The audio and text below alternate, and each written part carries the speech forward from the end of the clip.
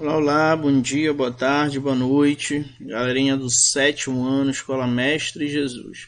Aqui é o professor Newton, tá? Para nossa última aula do ano, né? Nossa última aula de história vai ser nossa aula de revisão. Então hoje eu vou falar um pouco do capítulo 13, do capítulo 14 e do capítulo 15, que são os capítulos que vão cair aí, né, no simulado de vocês. Como vocês já sabem, né, minha revisão é uma reexplicação daqueles pontos que eu considero importantes para que vocês consigam fazer uma boa prova, né, ter aí uma agilidade, uma facilidade maior na hora de fazer a prova de vocês. Então fiquem de olho aqui que com certeza dessa aula vai sair a explicação que vai iluminar a mente de vocês na hora de vocês estarem lá respondendo as questões, certo? Então vamos lá, gente. No capítulo 13 nós falamos sobre os franceses e holandeses. Presta atenção que aqui, né, na nossa aula de revisão, eu estou dando uma ênfase muito grande para a questão dos holandeses, certo? Então, se eu disse ainda há pouco que na minha revisão eu vou direto ao ponto, direto ao assunto que eu quero que vocês tenham mais atenção, então vocês já podem dar uma resumida aí no que vocês vão estudar, né? Então, do capítulo 13, gente, lá no capítulo 13, a gente conversou aí sobre a questão dos holandeses quando eles invadiram aqui o Nordeste brasileiro, né? Ali a região de Pernambuco. E aí, na aula eu expliquei para vocês, né, que a Holanda havia sido aí, né, tinha sido dominada pelos espanhóis durante um bom tempo, tudo mais, e tinha uma espécie de rivalidade com relação à Espanha. E naquele período, a Espanha e Portugal estavam vivendo o que a gente chamou de União Ibérica. Lembra? O rei aí português morreu, o seu sucessor mais próximo era o rei da Espanha, então ocorreu a união das duas coroas, a coroa portuguesa e a coroa espanhola, e isso ficou conhecido como União Ibérica. Então tudo que era de Portugal passou a ser da Espanha e vice-versa, tá? Então, agora, né, a colônia antes portuguesa também representava um poder agora sob o domínio da Espanha. Então os holandeses aí vão invadir essa região, né? Não é à toa que eles vão invadir, tá? A região de Pernambuco. Lá se concentrava aí, né, grandes produtores, grandes engenhos de açúcar. Basicamente a maior parte da produção açucareira era daquela região, e a invasão dos holandeses tinha como intuito justamente dominar essa região produtora, né, para conseguir aí lucros para a Holanda, certo? Então, a princípio, nós vamos ter aí mais de uma invasão, né? Vamos ter resistência e tudo mais, porém os portugueses não vão conseguir resistir e os holandeses vão chegar a se fixar no território, inclusive vão instaurar um governo ali, né? Então, os holandeses eles conseguem sim dominar a região de Pernambuco. E aí o mais importante que a gente tem, galerinha, desse período aí, né, é a questão do governo do Maurício de Nassau e a Companhia das Índias, né, que vai tentar organizar o comércio ali naquela região.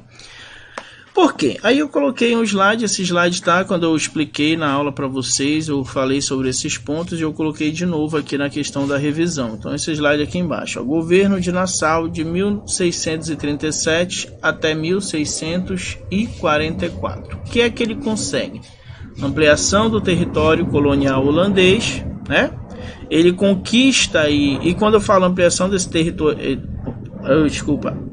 ampliação do território colonial holandês, estou falando justamente aí do domínio da região de Pernambuco também. Mas não só lá que ele vai dominar, né? Ele vai dominar também territórios africanos que eram grandes exportadores de pessoas escravizadas, eram grandes exportadores de escravos, né? Como por exemplo Luanda, São Tomé. Então ele vai controlar esse tráfico de escravos na base, né? Lá na África.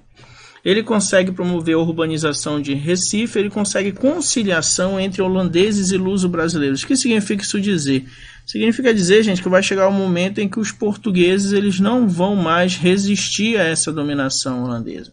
Aqueles que ficaram, claro, vocês sabem que durante o processo muitos fugiram, né?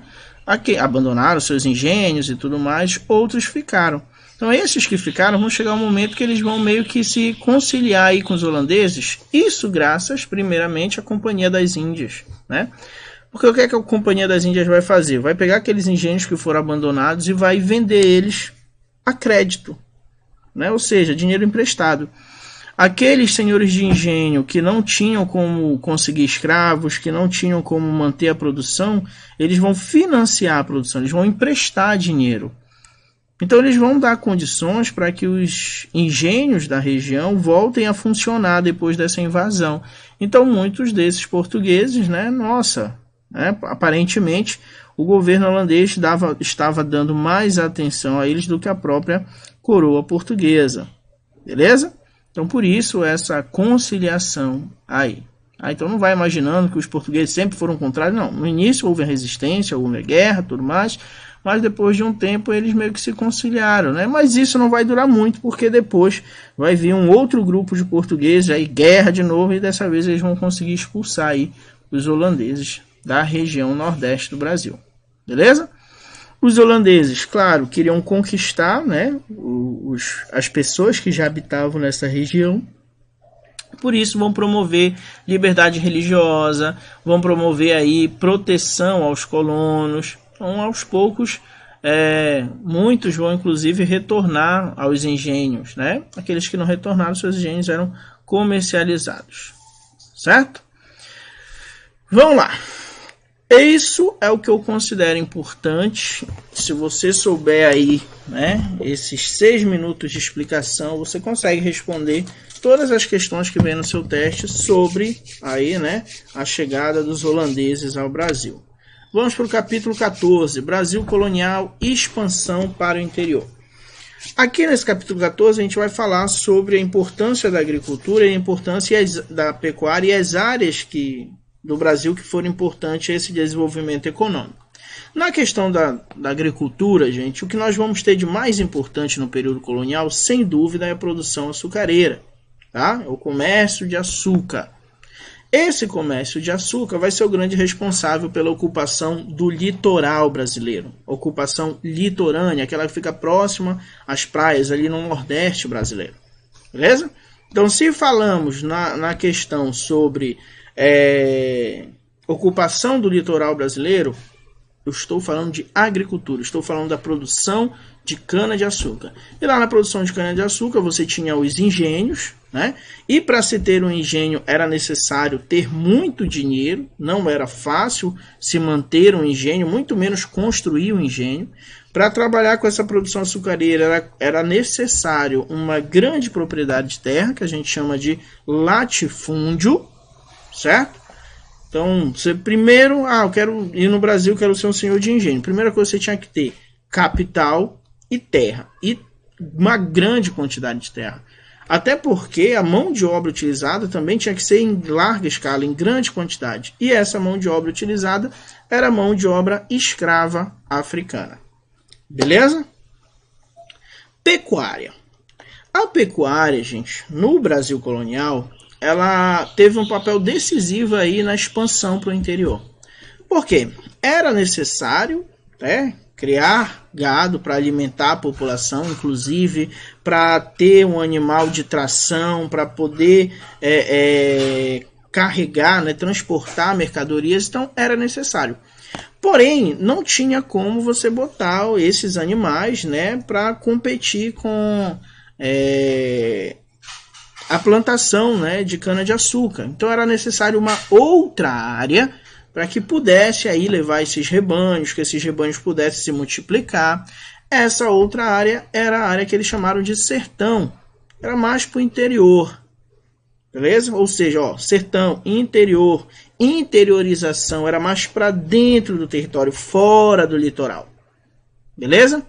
Então, se a agricultura foi responsável pela ocupação do litoral, a pecuária deu início para essa ocupação mais do interior, para essa expansão aí territorial para o interior. O que seria essa expansão territorial? Antes eles só viviam ali no litoral, a expansão é eles entrarem no território, basicamente, para essa região dos sertões.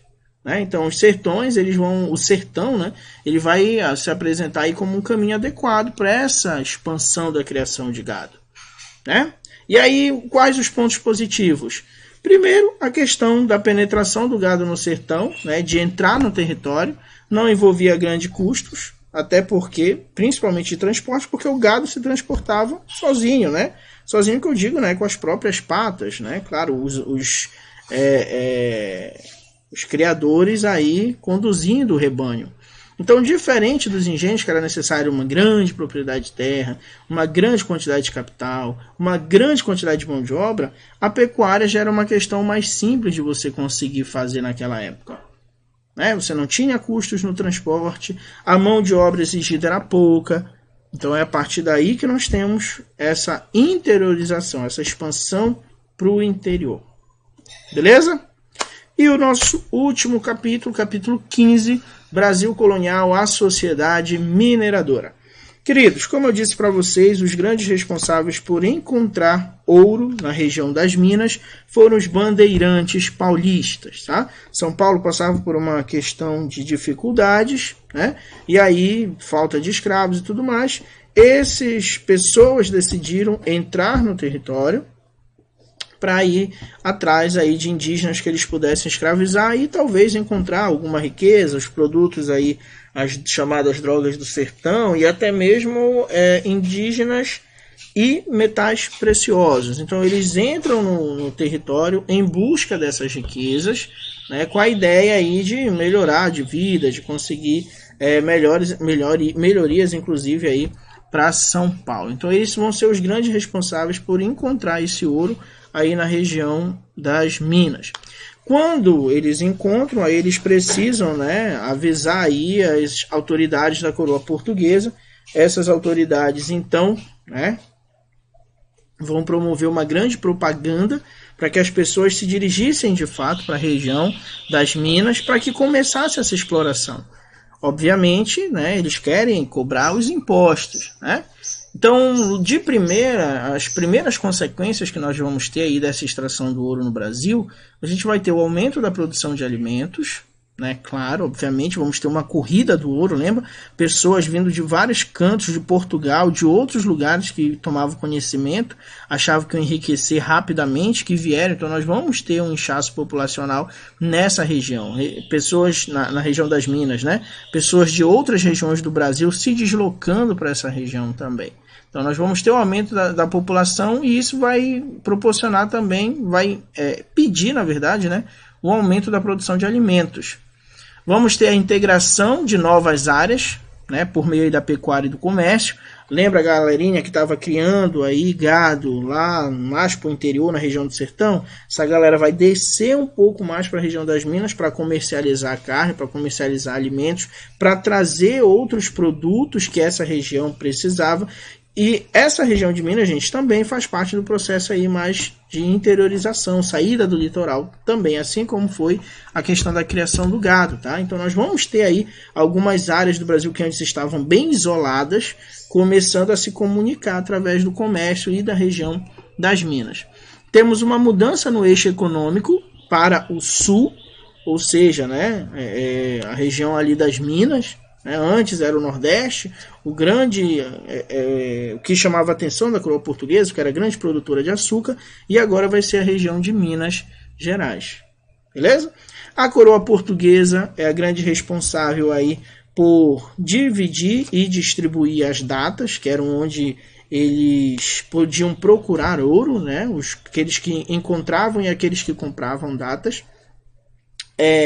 O ouro daquele período era o ouro de aluvião, aquele que era encontrado, né, no leito dos rios. Depois esse ouro fica escasso, eles vão começar a fazer escavações para tentar encontrar esse ouro.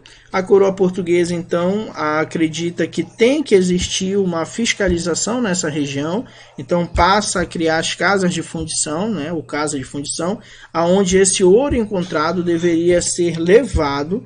Lá na casa de fundição ele seria derretido, transformado em barra, seria tirado o quinto dele, que era o maior imposto, né, 20% de tudo da quantidade de ouro era para os cofres portugueses.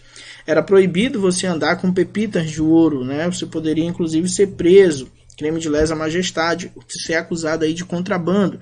Então a única forma segura de você andar, segura que eu digo é segura de não ser acusado, né? Porque forma segura de andar com ouro não tinha, aconteciam assaltos também, né? Mas a forma um pouco mais segura para você não ser acusado aí de crime nenhum contra a coroa portuguesa era levar o ouro que você encontrava até a casa de fundição, para que fosse tirado o quinto, ele fosse derretido, transformado em barra e era colocado o selo real, e aí você poderia circular com ele, certo? Outro ponto importante desse período também foi um gênero de arte largamente praticado, né, na região das Minas, aí na época da mineração, que foi o barroco. Tá? Essas são as principais características, a preocupação com o realismo, ligar pontos opostos, né, o santo, o profano, o grande, pequeno, claro, escuro. Então se transformou aí num grande estilo artístico da região das Minas. Certo? Galerinha, foi um prazer dar aula para vocês esse ano. Todos vocês sabem, passamos por um período de pandemia, não foi da forma que nós queríamos, não tivemos as aulas presenciais, achávamos que rapidamente iríamos voltar às aulas, mas não aconteceu assim. Tenho certeza que a maioria de vocês no início do ano, lá nas nossas aulas presenciais lá em janeiro, não imaginou que o ano terminaria assim, aulas dentro de casa. Isso foi algo bem surpreendente para vocês, bem difícil, bem complicado, sabe? Eu sei disso, mas para a gente também foi, enquanto professores, né? Essa falta de contato com vocês, essa falta aí de estar olhando nos olhos, de estar brincando dentro de sala, de estar chamando atenção, isso fez muita falta, tá? Tô com muita saudade das minhas turmas, muita saudade dessa aula presencial, até da bagunça de vocês eu sinto saudade. Então, gente, eu agradeço nesse final de aula, eu agradeço aqueles que se empenharam, né? Muitos não se empenharam esse ano, muitos preferiram desistir, preferiram fingir que assistiam às aulas, preferiram não entregar as atividades, mas tiveram aqueles, pouquíssimos, mas tiveram aqueles que entregavam as atividades, aqueles que faziam perguntas, aqueles que, inclusive, era até demais, né? Mandava atividade fora do nosso horário, mandava atividade dia de sábado, dia de domingo, dia dos professores, eu recebi atividade. Agradeço a paciência daqueles que esperavam minha resposta, aqueles que ouviram os áudios de correção, foram lá, modificaram. Peço desculpa por qualquer coisa. Desejo tudo de bom para vocês, boas festas, um bom final de ano. Fiquem com Deus, que ano que vem, para aqueles que vão continuar na escola, a gente possa estar se encontrando da forma presencial. Certo? Boas festas, Feliz Natal, Feliz Ano Novo, e a gente se encontra mais lá na frente. Tchau, galera.